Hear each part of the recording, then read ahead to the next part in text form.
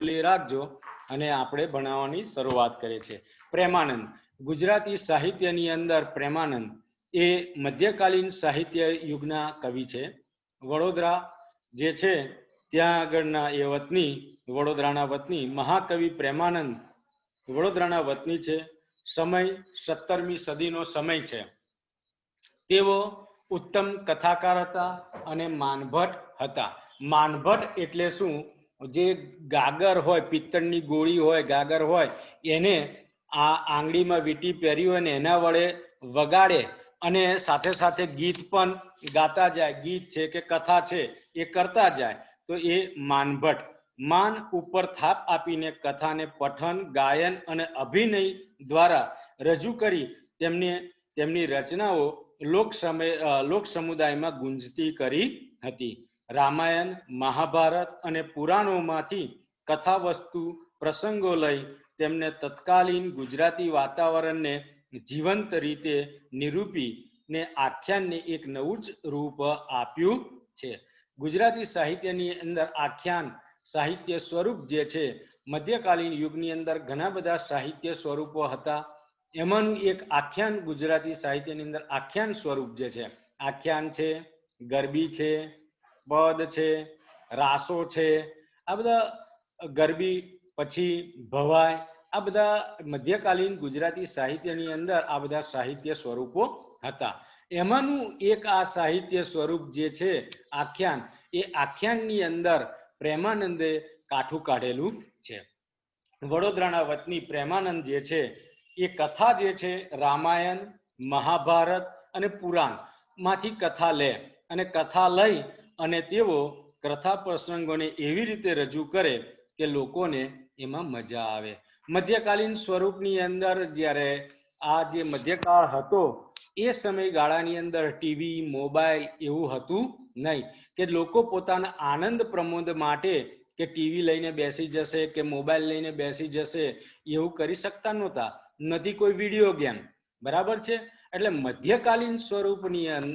મધ્યકાળની અંદર જે છે લોકો પોતાના આનંદ પ્રમોદ માટે આવી રીતે કથાકારોની કથા સાંભળતા અને કથા સાંભળી અને તેઓ એમાંથી આનંદ પ્રાપ્ત કરતા હતા. આ મધ્યકાળની અંદર આ જે કથા છે આખ્યાન સ્વરૂપ, એની અંદર કથાને પદ્યની અંદર રજૂ કરવામાં આવે, એટલે કે ગાવામાં આવે અને ગાય અને રજૂઆત કરવામાં આવતી હતી. ગાયા પછી એ રજૂઆત કરે અને રજૂઆત કર્યા પછી ગાયને જે રજૂઆત થઈ હોય તો એની અંદર પણ એ લોકો અભિનય કરે, એવી રીતે રજૂઆત કરે. પાત્ર જે છે એ મધ્યકાળનું હોય અથવા પુરાણ પ્રસિદ્ધ પાત્ર હોય, પણ એને તત્કાલીન સમાજ જે છે એ સમાજના રંગરૂપ આપવામાં આવ્યા હોય. સમાજની અંદર અત્યારે કેવું ચાલી રહ્યું છે એ પ્રમાણના રંગરૂપ એ પાત્રને આપવામાં આવેલા હોય. તો મધ્યકાળની અંદર આ પ્રમાણે જોવા મળતું હતું. કથા વસ્તુ પ્રસંગો લઈ અને તત્કાલીન ગુજરાતી વાતાવરણને જીવંત રીતે નિરૂપીને એક આખ્યાનને એક નવું જ રૂપ આપ્યું છે. ઓખાહરણ, ચંદ્રહાસ આખ્યાન, અભિમન્યુ આખ્યાન, સુદામા ચરિત્ર, કુંવરબાઈનું મામેરું, નળાખ્યાન, રણયજ્ઞ, દસમ સ્કંદ જેવા આખ્યાનો આ પ્રેમાનંદે આપેલા છે. વિવિધ રસોથી સભર આખ્યાનો આપીને તેમને ગુજરાતી કવિતાને સમૃદ્ધ કરેલી છે. આ પ્રેમાનંદ જે છે એ ગુજરાતી કવિતાને એકદમ સમૃદ્ધ કરેલી જોવા મળે છે. મધ્યકાળની અંદર આ પ્રેમાનંદે આખ્યાન સ્વરૂપ ખેડેલું છે. દયારામે ગરબી, મીરાબાઈને નરસિંહના પદ, અખાના છપ્પા, ભોજાની ચોપાઈ, આ બધા અલગ અલગ સાહિત્ય સ્વરૂપ. જૈન સાધુઓના રાસ અને રાસો, બરાબર છે, અસાહિતની ભવાઈ, તો આવા બધા સાહિત્ય સ્વરૂપ મધ્યકાળની અંદર જોવા મળતા હતા. એમાંનું આ સાહિત્ય સ્વરૂપ જે છે એ પ્રેમાનંદનું આખ્યાન એ સાહિત્ય સ્વરૂપ છે. ગુજરાતી આખ્યાન કવિતાને સમૃદ્ધ કરેલી જોવા મળે છે. પાત્ર લેખન, વર્ણન, રસ નિરૂપણ, ભાષાકર્મ એમ સર્વ રીતે એમના આખ્યાનો ગુજરાતી ભાષાની ઊંચી સંપત્તિ બની રહે છે. માનવ સ્વભાવની વિવિધ લાગણીઓનું સરસ રીતે નિરૂપણ કરવામાં આવેલું છે અને આ માનવ સ્વભાવની લાગણીઓનું નિરૂપણ કરવાના આ એક કુશળ કલાકાર એટલે કે પ્રેમાનંદ છે. આખ્યાનો દ્વારા તેમને પ્રજાકીય સંસ્કારોને સાચવવાનું અને પોષવાનું કામ પણ કરેલું છે. આપના ઉત્તમ આખ્યાન કવિ હોવાને કારણે તેઓ કવિ શિરોમણીનું માન પામેલા છે. મધ્યકાલની અંદર ઉત્તમ આ આખ્યાનકાર થઈ ગયા પ્રેમાનંદ. અને પ્રેમાનંદ જે છે એ કથા કરવા માટે, આખ્યાન કરવા માટે ઘણી બધી જગ્યાએ જતા, પોતે માન એટલે કે ગોળી જે છે ગાગર એની પર વગાડે, એની દ્વારા અભિનય દ્વારા કથા રસ લોકોને લેતા થાય એ પ્રમાણેનું ગાન કરતા હતા.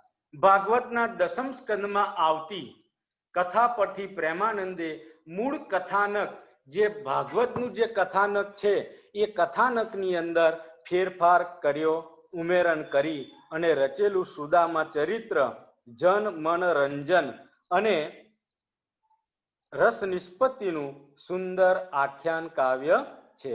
પ્રસ્તુત કાવ્યખંડ સુદામા ચરિત્રના 7મા કડવામાંથી લેવાનું આવ્યું છે. આ 7મું કડવું જે છે, જો આપણે અલગ અલગ ભાગ પાડવામાં આવે આખ્યાનની અંદર, પહેલો ભાગ, બીજો ભાગ, ત્રીજો ભાગ, એવી રીતના, તો એને એ ભાગ જે છે એને કડવું કહેવામાં આવતું હતું. તો આ આખ્યાનનું 7મું કડવું જે છે એ 7મા કડવામાંથી આ રજૂઆત લેવામાં આવેલી છે. સુદામા ચરિત્ર કૃતિની શરૂઆતમાં શ્રી કૃષ્ણના વૈભવનું વિસ્તારપૂર્વક વર્ણન કરેલું છે. દ્વાર પર સુદામા આવ્યા છે એવા સમાચાર સાંભળતા શ્રી કૃષ્ણ ભગવાન સફાળા એટલે કે તત્કાળ ઊભા થઈ જાય છે અને એ પોતાના મિત્રને મળવા માટે દોડે છે. બરાબર છે. સફાળા ઉઠીને સુદામાને મળવા માટે દોડતા જાય છે. તે પ્રસંગમાં શ્રી કૃષ્ણનું ગતિશીલ અને ભક્ત સખાને મળવા જવાની તત્પરતાનું સુંદર ચિત્રણ કરેલું છે. પોતે દ્વારિકાના રાજા છે તે ભૂલીને દિનહીન બાલ સખા ભક્ત સુદામાને આલિંગનથી ભેટે છે અને તેમાં શ્રી કૃષ્ણની ઉદારતા, નિર્દોષ અને મૈત્રી ધર્મને નિભાવતું ચરિત્ર આકર્ષક જોવા મળે છે. તેથી આ ખંડ જે છે એ સખ્ય ભાવ અને આતિથ્ય ભાવનાનું ઉત્તમ ઉદાહરણ બની રહે છે. ઉત્તમ કવિતા છે. કૃષ્ણ અને સુદામા જે છે એ સાંદીપની ઋષિના આશ્રમની અંદર અભ્યાસ કરતા હતા. બરાબર છે. કૃષ્ણ અને સુદામા જે ઉજ્જૈનની અંદર આવેલો આશ્રમ જે છે ત્યાં આગળ બંને અભ્યાસ કરતા હતા અને અભ્યાસ કરતી વખતે સુદામાને અહીંયા ગુરુપત્ની ગુરુમાં જે છે એમને ચણા આપેલા હતા અને એ ચણા સુદામા જે છે શ્રી કૃષ્ણને આપીને ખાવાના હતા, એટલે કે બંને ભેગા મળીને ખાવાના હતા, પણ એ ભેગા મળીને ખાતા નથી. સુદામા એકલા ખાઈ લે છે. પરિણામ એ આવે છે કે સુદામાને ગરીબાઈ આવે છે, જ્યારે શ્રી કૃષ્ણ જે છે એ શ્રી કૃષ્ણને રાજ સમૃદ્ધિ મળેલી હોય છે. શ્રી કૃષ્ણ ભગવાન એ દ્વારકાના રાજા બને છે, જ્યારે સુદામા જે છે પોરબંદર જે છે ત્યાં આગળ એક ગરીબ બ્રાહ્મણ તરીકે કામ કરે છે. પણ સુદામાએ અજાચક વ્રત લીધેલું છે. અજાચક વ્રત એટલે કોઈની પાસે કશું માંગવું નહીં એવું વ્રત એ સુદામાએ લીધું છે. કોઈ આપે તો લેવું, પણ કોઈની પાસે સામેથી માંગવું નહીં. આવું વ્રત સુદામાએ રાખેલું છે. અહીંયા આગળ સુદામા જે છે એમના જે બાળકો છે એમના બાળકોની પરિસ્થિતિ સારી નથી, ઘરની આર્થિક પરિસ્થિતિ સારી નથી. બરાબર છે. અને એમના પત્ની એમને કહે છે કે તમે જાઓ અને તમારા મિત્ર દ્વારિકાના રાજા છે એમની પાસે જઈ અને તમે ત્યાં આગળ જઈ યાચના કરો, કશી વસ્તુ માંગી લાવો, જેથી કરીને આપણું દુઃખ દર્દ જે છે એ દૂર થાય. બરાબર છે. દ્વારિકાના રાજા પાસે જવાની વાત કરે છે. સુદામા કહે છે હું જાઉં તો ખરો, દ્વારિકાના રાજા કૃષ્ણ એ મારા મિત્ર છે, પણ એને ખબર નથી પડતી કે મારી પરિસ્થિતિ ખરાબ છે, તો મને મદદ કરવી જોઈએ.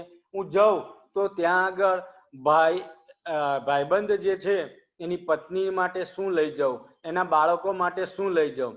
અને છેવટે એમની ધર્મપત્ની સુદામાની પત્ની એ તાંદુલ એટલે કે પૌવા લઈ આવે છે, અને એ પૌવા લઈ અને એની પોટલી આપે છે, અને સુદામા ત્યાં આગળ જાય છે.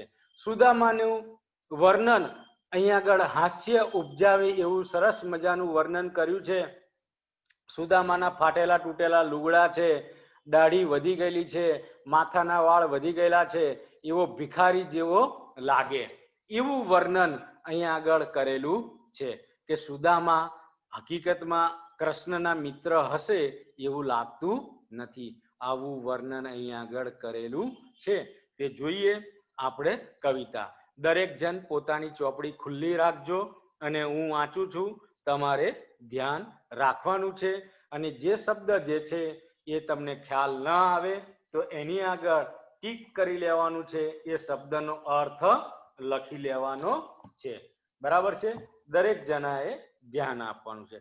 સૂતા સૈજ્યા અવિનાશ રે, આઠ પટરાણી છે પાસ રે, રૂકમણી તળાશે પાય રે, શ્રી વૃંદા ઢોળે વાય રે, ધર્યું દર્પણ ભદ્રાવતી નારી રે, જાંબુવતી એ ગ્રહી જલધારી રે, યક્ષ કદર સત્યા સેવે રે, કાલિંદ્રી તે અગર ઉવે ખેરે, લક્ષ્મણા તંબોળને લાવે રે, સત્યભામા બીડી ખવરાવે રે, હરી પોઢ્યા હિંડોળા ઘાટ રે, પાસે પટરાણી છે આઠ રે. ભગવાન ક્યાં પોઢ્યા છે? હરિ. હરિ એટલે શ્રી કૃષ્ણ. શ્રી કૃષ્ણ ભગવાન ક્યાં પોઢ્યા છે? શ્રી કૃષ્ણ ભગવાન ક્યાં પોઢ્યા છે?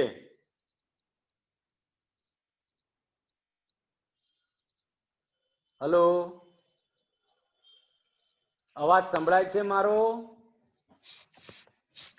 હા સર. હા, શ્રી કૃષ્ણ ભગવાન ક્યાં પોઢ્યા છે?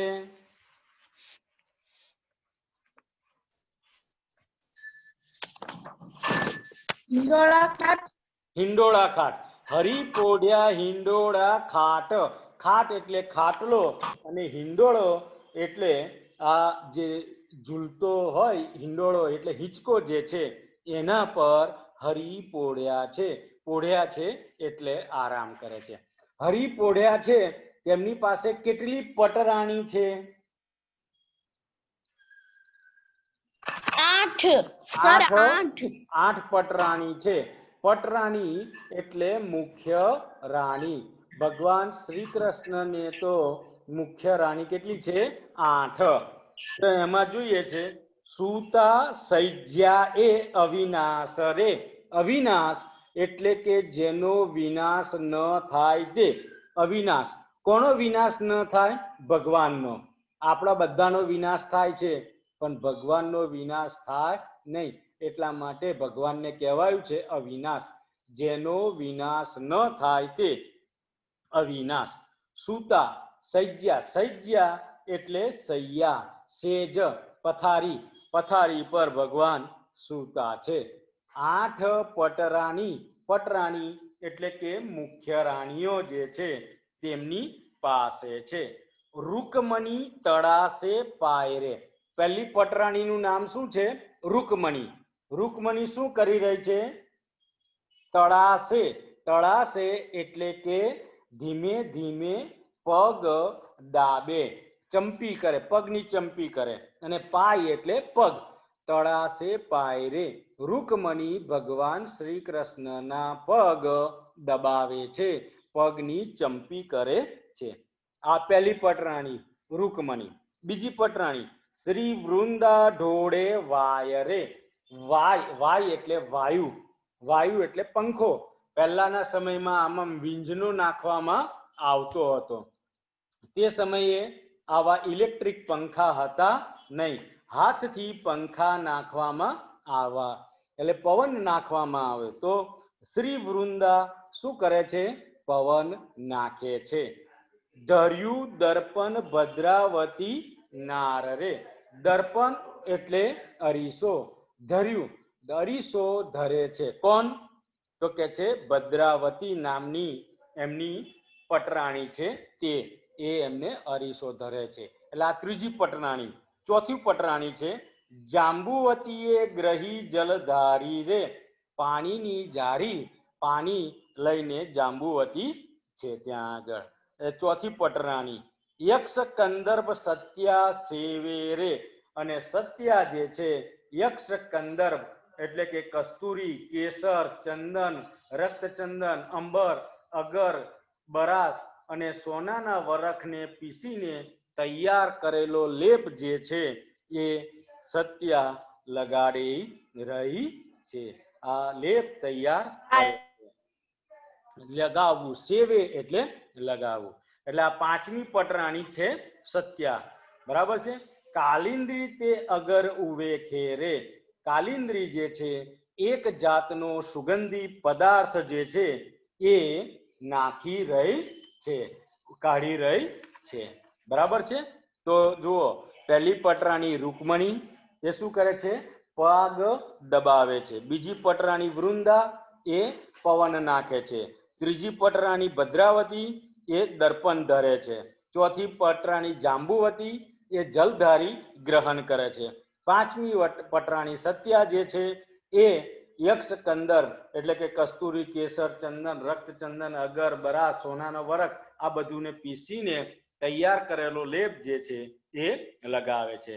કાલિંદ્રી જે છે અગર ઉવેખે છે એટલે કે એક જાતનો સુગંધી પદાર્થ લગાડે છે. ત્યાર પછી લક્ષ્મણા તંબોળને લાવે રે. તંબોળ એટલે નાગરવેલનું પાન જે હોય એ પાનનું બીડું લાવે છે અને સત્યભામા બીડી ખવડાવે રે. અને સત્યભામા નામની આઠમી પટરાણી છે એ આઠમી પટરાણી એ એમને આ જે તમાકુ ના હોય એમાં, બરાબર, બીડી એટલે અત્યારે જે લોકો બીડી પીવે છે એ બીડીની વાત નથી. પાન જે છે, પાનની અંદર સોપારી, ચૂનો, કાથો એવું નાખેલું હોય અને એની બીડી બનાવી હોય એ બીડી ખવડાવે છે. પાન બીડા ખવડાવે છે. એટલે આઠ પટરાણી જે છે ફરીથી જોઈ લઈએ. કઈ કઈ આઠ પટરાણી છે? રૂકમણી, તમારે બોલવાનું છે. રૂકમણી, વૃંદા, ભદ્રાવતી, જાંબુવતી, સત્યા, કાલિંદ્રી, લક્ષ્મણા અને સત્યભામા. આઠ પટરાણી છે. એ આઠે પટરાણી શું કામ કરી રહી છે? તો કે એક પટરાણી પગ દબાવે છે, બીજી પટરાણી ને વાયુ નાખે છે, ત્રીજી પટરાણી છે એ દર્પણ ધરે છે, ચોથી પટરાણી જલગ્રહી ધરે છે, જલધારી ધરે છે, પાંચમી પટરાણી જે છે સુગંધિત પદાર્થનો લેપ તૈયાર કરીને લગાવે છે, છઠ્ઠી પટરાણી સુગંધિત પદાર્થ લાવે છે, સાતમી પટરાણી તંબોળ એટલે કે પાન બીડા તૈયાર કરે છે અને આઠમી પટરાણી પાન બીડા તૈયાર કરીને ખવડાવે છે. બરાબર છે. આ આઠે પટરાણી આ પ્રમાણે ભગવાન કૃષ્ણની સેવામાં છે અને ભગવાન કૃષ્ણની આ આઠ મુખ્ય રાણીઓ છે. એમ તો કે છે ભગવાન શ્રી કૃષ્ણને તો 16 સહસ્ત્ર એટલે કે 16,000 ગોપીઓ અને 16,000 સ્ત્રીઓ છે એમ કે, બરાબર છે. પણ આ આઠ મુખ્ય પટરાણી છે એવું કહેવાય છે. અને તે વખતે હરિ પોઢ્યા હિંડોળા ઘાટ રે. અને ભગવાન ક્યાં પોઢ્યા છે? હિંડોળા ઘાટ પર પોઢી ગયા છે. ભગવાન હિંડોળા ઘાટ પર પોઢી ગયેલા છે. બરાબર છે. આ આઠ પટરાણી કરે છે. આગળ જોઈએ. બીજી 16 સહસ્ત્ર છે શ્યામા રે. કો હંસ ગતિ કોઈ ગજગામા રે. કોઈ મુગ્ર નૈરી કોઈ ચકોરી રે. કોઈ સામલડી કો ગોરી રે. કોઈ મુગ્ધા બાલ કિશોરી રે. કોઈ શ્યામ છબીલી છોરી રે. ખડકાવે કંકન મોરી રે. ચપડાતે લે ચિત ચોરી રે. બીજી કેટલી ગોપીઓ છે? 16 સહસ્ત્ર શ્યામા. શ્યામા એટલે કે સુંદરી. બીજી 16 સહસ્ત્ર સુંદરી જે છે એમાંની કેટલીકની ચાલ કેવી છે? હંસ ગતિની, હંસના જેવી ચાલવાળી છે. તો કેટલીક ગજગામી, ગજગામી એટલે કે હાથીના જેવી ચાલવાળી છે.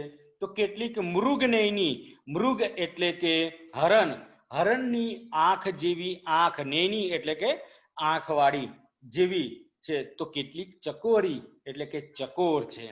તો કોઈ સામલડી છે, કોઈ કાળી, સામલડી એટલે કાળી છે, તો કોઈ ગોરી છે. કોઈ મુગ્ધા તો કોઈ બાલ કિશોરી છે. કોઈ મુગ્ધા છે, કોઈ બાલ કિશોરી છે. કોઈ શ્યામ છબીલી છોરી રે, અને કોઈ શ્યામ છબીલી છોરી છે. બરાબર છે. ખખડાવે કંકન મોરી રે, કંકન એટલે બંગડી, હાથમાં પહેરેલા કંકન જે છે એ ખખડાવતી હોય છે. ચપડા તે લીત લે ચિત્ત ચોરી રે, ચપડા એટલે કે ચંચળ છે એવી સ્ત્રી એ ચિત્ત ચોરી લે છે. પછી કે છે કો ચતુરા સંગત નાચે રે, તે ત્યાં રીઝવી સંગમ જાચે રે. કોઈ ચતુર સ્ત્રી છે, કોઈની સંગત સાથે અહીંયા આગળ ભગવાનને રીઝવે છે. હરિ આગળ રહી ગુણ ગાતી રે, ભગવાનની આગળ રહી ગુણગાન ગાતી હોય છે. વસ્ત્ર બિરાજે નાના ભાતી રે, અને ભગવાનની આગળ વિવિધ વસ્ત્રની અંદર, ભાત ભાતના રંગ રંગના વિવિધ પ્રકારના વસ્ત્રની અંદર આ ગોપીઓ ત્યાં આગળ છે. હરિના ગુણ ગાતી રે, હરિની આગળ ગુણગાન ગાય છે. જોઈએ, ચંગ મૃદંગ ઉપંગ ગાજે રે, શ્રીમંડળ વીના વાજે રે. અહીંયા ચંગ, મૃદંગ, ઉપંગ એ જે છે એક વાજિંત્રના નામ છે. ચંગ એટલે મુખેથી વગાડવાનું વાજિંત્ર, મૃદંગ એટલે બંને બાજુ વગાડી શકાય તેવું ઢોલક, અને ઉપંગ એટલે એક પ્રકારનું વાદ્ય. તો કે છે ચંગ મૃદંગ ઉપંગ ગાજે રે, વાગે છે રે, શ્રીમંડળ વીના વાજે રે. અને શ્રીમંડળ એક પ્રકારનું તંતુ વાદ્ય જે છે, વીના એ વાગતી હોય છે. ગાંધર્વ કડાકો કરતી રે, ફટકે અંબર કરમાં ધરતી રે. અને ગાંધર્વ ની જેમ ગાંધર્વ સ્ત્રી જે છે કોઈ કળા કરતી હોય એવી રીતે કળા થતી હોય, અને ફટક એવા અવાજ સાથે આવી કળા થતી હોય છે. અંબર કરમાં ઘસતી રે, અંબર એટલે વસ્ત્ર અને કર એટલે હાથ, હાથની અંદર ઘસી રહી છે. ચતુરા નવ ચૂકે ચાલ રે, હિંડે મરમે જેમ મરાલ રે. અને ચતુરા જે છે સ્ત્રી એ અહીંયા આગળ કે છે કે ચતુરા સ્ત્રી જે છે એ નવ ચૂકે ચાલ રે, પોતાની ચાલ જે છે એ ચૂકતી નથી. હિંડે મરમે જેમ મરાલ રે, હિંડે એટલે ચાલે, અને મરમ એટલે કશાક મર્મ સાથે, અને મરાલ એટલે હંસની જેમ એ ચાલી રહી છે. મેનકા ઉર્વશીની જોડ રે, તેથી રીજ્યા રણછોડ રે. અને મેનકા ઉર્વશી જે છે એની જેવી આ જોડ છે ગોપીઓની, અને એને કારણે ભગવાન શ્રી રણછોડ, રણછોડ એટલે કે રણને છોડી જનારા ભગવાન શ્રી કૃષ્ણ. રણ એટલે કે યુદ્ધનું મેદાન, યુદ્ધનું મેદાન છોડીને ગયેલા રણછોડ, દ્વારકા માંથી આવેલા અને ડાકોરની અંદર રહેલા છે શ્રી રાજા રણછોડ રાય, એની વાત થઈ છે. એમ થઈ રહ્યો થઈ કાર રે, રસમગ્ન છે વિશ્વાધાર રે. અને આવી રીતના થઈ કાર થઈ રહ્યો છે, અને વિશ્વ આધાર એટલે કે ભગવાન, આખા વિશ્વના આધાર એ જે છે ભગવાન એ રસમગ્ન છે, રસની અંદર મગ્ન છે. એવે દાસી ધાતી આવી રે, ધાતી એટલે કે દોડતી, એવા સમયે દાસી દોડતી આવી છે. બરાબર છે. તે નાથે પાસે બોલાવી રે, અને દાસીને નાથ એટલે ભગવાન શ્રી કૃષ્ણ પાસે બોલાવે છે. અહીંયા આગળ આપણો સમય